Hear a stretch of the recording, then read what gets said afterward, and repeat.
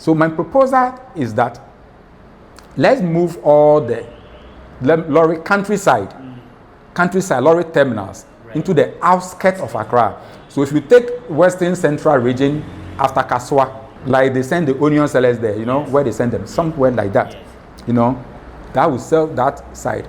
The Ashanti north side should go after Nsawam, the Volta after Pram or whatever, right? Immediately you discongest the city, right? Because see, take the Neoplan station for example. You see, the reason why I'm telling you, Yima, if the Neoplan station continue to be where they are, they can never dredge the dock, the Kole Lagoon dredging.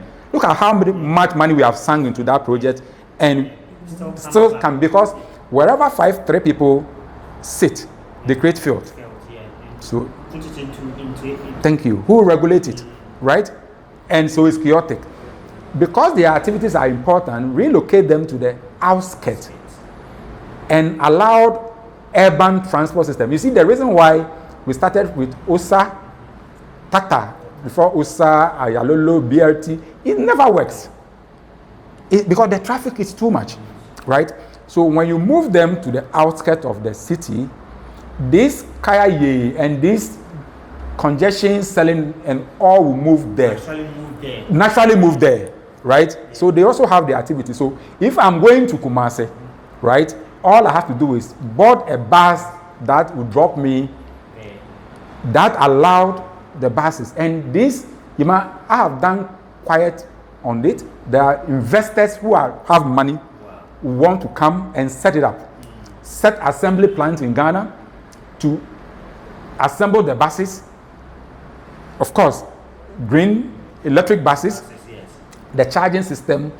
It will work because there won't be traffic. Not only that, but it will regulate our activities. Because if, for example, I live at Adenta and I know the first bus leave at 6 o'clock and it takes 30 minutes to get to work, and my work starts at 6:30, I will not board the 7:30 bus. I'll board the 6:30 bus, right? In that order. In the evening too, right? This, when you talk, they will say, oh, GPR2, Church of Almighty, then we have a driver, technical university at Kofrodua, who was set up just to train drivers. Okay? So these truck drivers and these buses can be trained and drive the buses. And this is what it will do. They will be paid formally. So they will pay income tax, right? You are formalizing the system. Okay? I'm even called for hybrid, fuel and electric. Guess what? Now government can decide to say, okay, let's subsidize the fuel. You see, when I was during my time as a president, they brought this luxury tax thing, right? Yes. You remember? I remember. And I kicked against it. We did it, and then government took it out. The concept was good, but the timing of it was wrong, right? If what I'm saying is done, the buses are running, you want to regulate private cars that come to the system. So when you bring your personal private car, you have to pay more, right? You pay more because I don't think we should be borrowing money to expand our roads for now. We should use the money to put in the areas that will give us more money. Okay? So this is where the luxury tax thing. So the buses are there to use, right? Yes. Every hour, you want to use, you pay more. So even our roadworthy regime has to change. For private car has to pay more, and that can subsidize to the ordinary student or the aged that board the buses can board the buses for free. When this is done, now we give tourists a choice. Because when I go to London, for example, I don't use rent a car because the bus system work. Thank you. The underground and all that, right? So you give tourists the choice. When they come to Ghana, they can use the public transport, which they can get to their destination on time. Those going to VIP and going to the countryside is perfect, right? Accra, and this proposal will take care of the sanitation issue. Because my proposal, you don't have to have these lorry stations. The buses we have AI, we have Google, all these things. So you know the time and the people that live at Adenta and number of buses to deploy there. And they don't have to pay cash. If you buy your ticket up front, you get some discounts. So look at the money government will make. And if government want to subsidize is targeted, right? It's not right now. If government subsidize fuel, it's wholesale, right? And the truck guys are suffering. So you see, we are running an economy that when fuel prices go up, everything goes up. No, we should change that, right? So when that is done, you give tourists the choice to use either public transport system or private rent a car, right? Yes, I'm doing rent a car. I want people to rent my car. But Ghana is, very expensive destination. Why? It's two things: accommodation and transportation, right? Now we are getting more hotels, but they are still expensive compared to other, and car rental are the same thing. People are not able to use the throttle because it's not safe. No, it's not properly regulated and all that. So now these throttle guys, right, can remain within their community. Let's say Osu, right? They won't be on the main road. The throttle cannot leave Osu and go to Adenta, but he can run within the Osu enclaves. That is where the district assembly comes in to regulate the activities there, right? So this is what I see in transportation. But when it comes to the car rentals, we have about 187 operators of car rentals. Only 80 have registered with GTA, right? So the sad thing here is that we paying register, collecting VAT on behalf of government, and then somebody just the next door under the tree doing the same thing. So they'll consider your prices as expensive, as higher, right? Regulation is not properly regulated, If we have to, and I have pushed GTA time and again, to see how we can regulate the whole system. So it's even playing field, right? So people can have a choice to do. So the transport industry or the transport sector is a key sector for not only tourism, but economic development in Ghana. And I strongly believe that President Mahama, 24-hour economy, the reset, this is the time to reset. Did reset everything. We don't have to build new cities.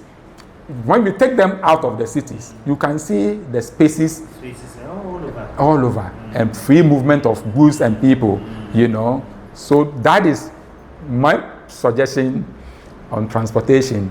Right now we are doing our bit. It takes forever. The roads are bad to some of the tourism sites and all that, but we don't have a choice. So cost of maintenance is very, very high. And what happened is that we pass that on to the customer. So if you realize that we are not attracting European tourists to Ghana, we try the African Americans who are here to trace their roots, and it's necessity, But I think when all this is done, free movement can drive tourism, can let the tourism sector grow. That's wonderful.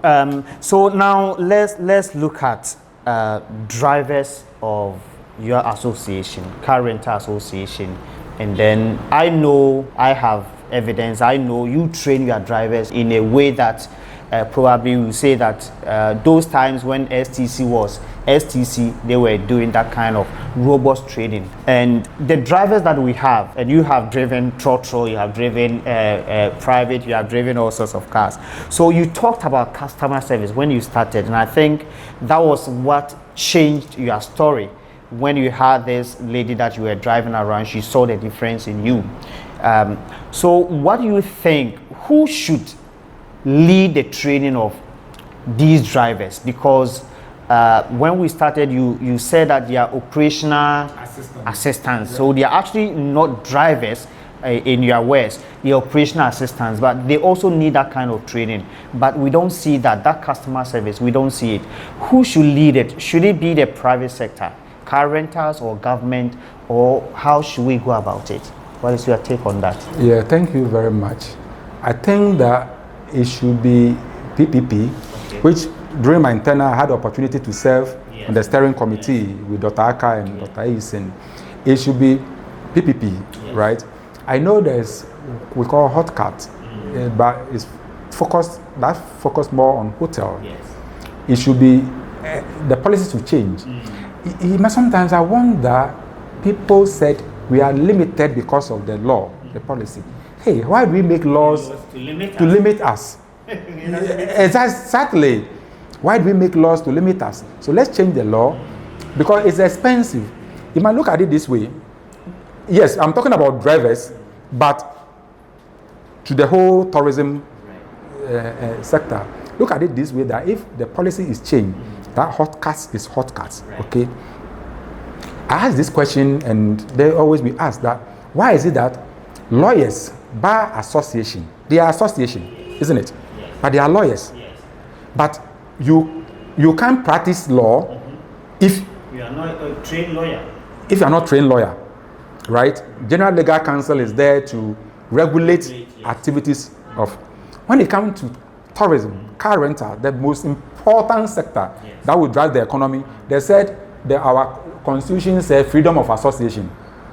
That is where the issue is. So I will go train mine drivers, and then somebody will poach them. It become like cyclical. It become like, I'm a private business person, and I have to make profit, right? So I train the drivers because it's not uniform. Somebody poach them. Why is it that the law is changed? Hotcast is redesigned, right, to train everyone that go into the tourism sector and give you certificate that you may renew every year. That will give Hotcast money for sustainability, sustain it, running its operational costs, right? So if I need drivers, I'll come to Hotcast. When I was going out, we have labor commission that you used to go there and get skilled workers and stuff like that. So why not let Hotcast or any institution do that, right? So you can be accredited and you are on the database. Now technology is there to make life so easy, right? I started something like that with the Car Rental Association of Ghana by letting everyone register his. So we know, say, car rental operators, we use 10,000 drivers or 1,000 drivers, 5 are female, 5 are male. That data, okay? Database is there. So that will bring discipline. Because if you knew that 1 year you will go and renew your license and you are working for Yox and you misbehave, and Yox can put that on the platform and all the industry people will see, say, this person is killing the industry, you won't be misbehave. It's why the lawyers are doing well. Because when you misbehave, the consequences are there, right? So that will bring sanity, and that will bring standardization, and that will hype customer service, you know. But as it stands now, few individuals like myself, you get tired. You spend so much. And then somebody, because you can't force them to work for you for whatever it is. So we finish training them and then they leave. You finish training them and then they leave. But if all of us can tap from Hotcast, right? If I need drivers, I'll just write for Hotcast and I'll pay a little commission, right? And that's how Hotcast made money. So waiters, drivers, name it, right? That will bring standardization and customer service to thrive. This approach of the kind of customer service we are doing is just talking. It's just we talk, and when we finish talking, another year we come and talk again, right? So I think that this will address it holistically. So it's not late yet. We are resetting, and I'm hoping that the authorities concerned will look at it.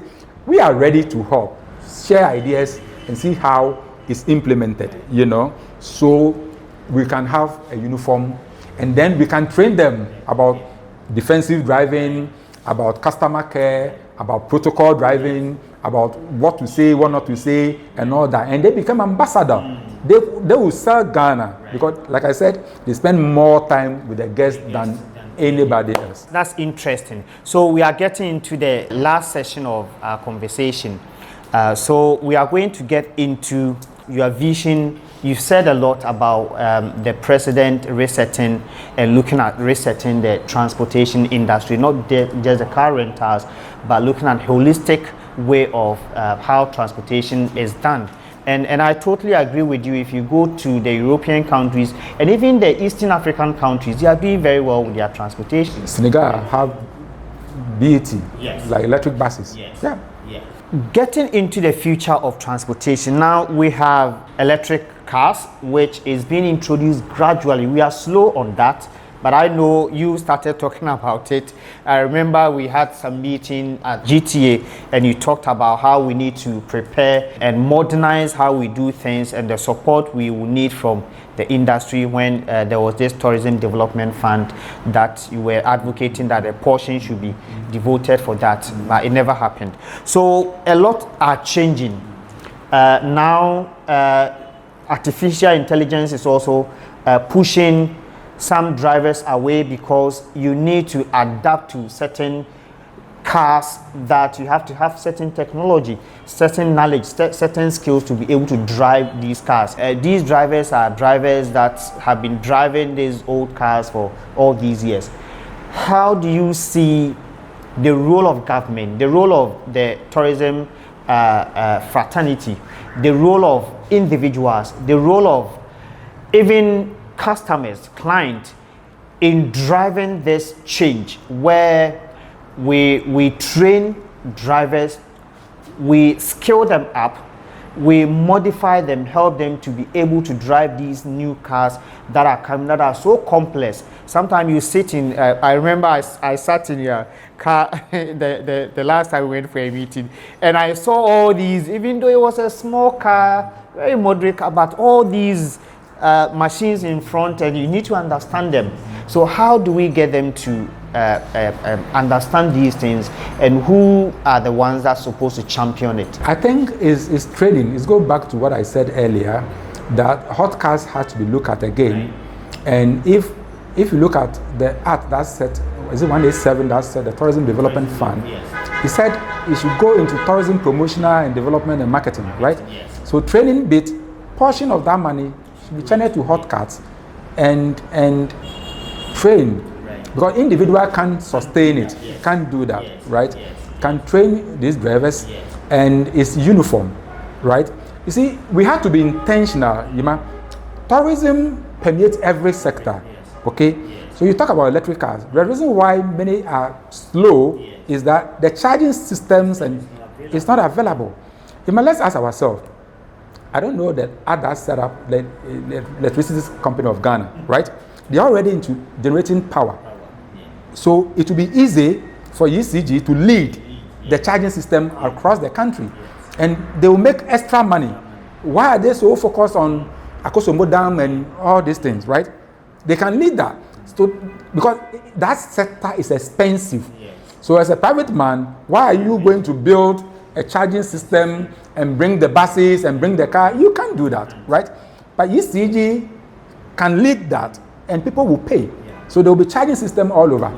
You see, there are some electric buses and whatever in town, but they can't go to certain distance because they have a limit. Maybe 200 kilometers, 300 kilometers, you have to charge. And it's not readily available. So nobody wants to go there. So I think we should be intentional, get ECG involved, GTA, speak with ECG, and then car rental association, the stakeholders, to sit and see how these systems, infrastructure are in place. Once the infrastructure is in place, the vehicles are there already. People will bring them, and to bring the cost of doing business down, and I think will help. So we are doing things in isolations instead of coming together exactly and think through it and put it together. So yes, for now, individual will try maybe 2 stations here, 1 there, but I think UCG should lead that campaign. Yes, now let's get to youth employment. You started as a youth, 20 years, 21, and then now you have quite a number of people that you have also employed who also have people that depend on them. So even if we take York Rentals alone, you probably have 100 drivers or 100 workers under you, and these workers have people that depend on them. Even if it's 333, you realize that you have about 300 to 500 people directly or indirectly depending on your organization, just the car rentals that you have. And you have quite a number of car rentals association in Ghana. So in terms of employment, you realize that quite a number of people get employment because of car rentals. How would you encourage government to look at that sector very carefully And then also, how do we get young people to look at the possibility of getting involved in car rental company setup or entrepreneurship, or some can even have washing bays that are focused on helping car rental organizations or particular service that is geared towards providing a service to car rental associations. How do you encourage a young person and then government to focus on how we can use car rental to create decent jobs for the youth? Yes, there's a lot of potential when it comes to the car rental sector. If you might, I started something that I call tourism ambassadors. Yes. And my focus then was the graduate unemployed. Because the sector, you need people that can a bit articulate, that are knowledgeable, that can sell the country, right? So all these graduates, they finish school and they form unemployment association. Is one, because they don't want to start from somewhere, right? So if we can convince them to be a driver tour guide, right? Yeah, I like that. Be a driver tour guide. So the person, and you see, we can help these young people how to market themselves on social media. Simple training. So he'll get clients, they come to Ghana, he takes them and shows them around, right? So more or less, he will partner with Yoks or the car rental companies because they might not have their own vehicle. But when they get their clients coming, they can pick a car, move them around, and they earn direct income, right? It's a one way of earning something. But it's also give you exposure. Imagine when they come to our local language, even is missing now. We are not speaking the tree or the gun or whatever. And I set up a foundation which the aim was to help the chieftaincy institution build capacity to also preserve our culture and heritage. The story is fading out, right? All these areas, I think if government, again, I'm coming back to that 1% levy, elected portion can go into that. You must sometimes we take tourists to these palaces or whatever it is. The Ochame is very good. But Ochame, the English language is not, so you should get somebody who is an actor to tell the story for you to get a goosebump, right? But to me, right? So we should be intentional and let the youth see the opportunities in these sectors. But of course, they should be paid, right? So they become more or less like a self-employed. There's a whole area of opportunities that we can create for the youth. So it's going back to the basis. And let me say this. I think that President Mahama, listen, our ears, I started seeing Rollins. I started my company when President Kufuor was in the office. President Mills came, Mahama came, Nanado came, Mahama is back now. It's divine, right? It's divine. There's a lot of things in this country you need reset. And I like it when he said, I'm going to reset Ghana, right? We have to change some of the policies we have to allow some of these things, right? The chieftaincy institution is there. It's the whole area that can create a lot of jobs. Like I said, you send tourists there now, people come, they want to do naming ceremony, they want to know the history of this. It's dying off because they don't have the money to preserve this kind of thing. And this can be an employment for somebody. You know, create every region or every palace their own history and database, and so there's so many things we can do to create job for the youth. But I think the youth tourism ambassador or driver tour guide thing is critical. You know, it's so important that driver guides. So if you go to the Eastern African countries, they do that a lot. So you see somebody with a PhD, with masters, and they are driver guides. And interestingly, I think last 2 months I had a conversation. I've been having a conversation on this driver guides with some banks, and one of the banks have actually agreed that they want to look at how they can support graduates. So I think it's something that I can discuss it with you later on to see how, but they want to get these graduates to be able to get these cars at a rate where they become their own bosses, in quotes, where they can go to, let's say, a hotel. We have an event that is going on just last week on Wednesday or so. We had this event at Kempinski where several people came from all over the world, and I was asking them, so where have you been to? They come, they finish the program, go to their room, then when everything is over, they go back. Meanwhile, they can do a cross city tour. Yes. 2 hours, 1 hour. Yes. And you need a small car with somebody who is eloquent that have the information. Absolutely. And telling the story. Absolutely. So these are avenues for us to create jobs, and these people can be driver guides and still be. And they'll be promoting Ghana because they'll be on Instagram, they'll be on YouTube, they'll be sharing and whatever it is. Yeah.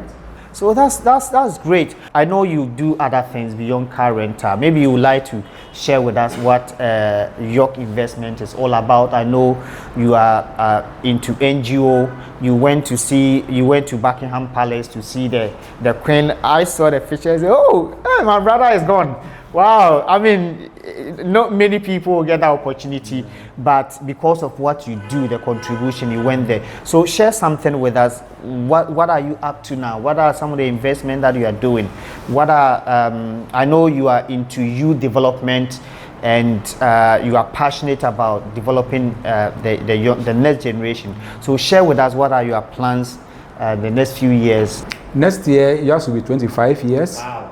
And reimagining it again. Okay. We started aggressively tours, bringing inbound tourists. That is one. We also gradually going into the, I won't call it real estate, but properties. Wow. You know, to have more or less like a one-stop shop, Yeah. like a package. Yes. So you come to Ghana, your accommodation, Yes.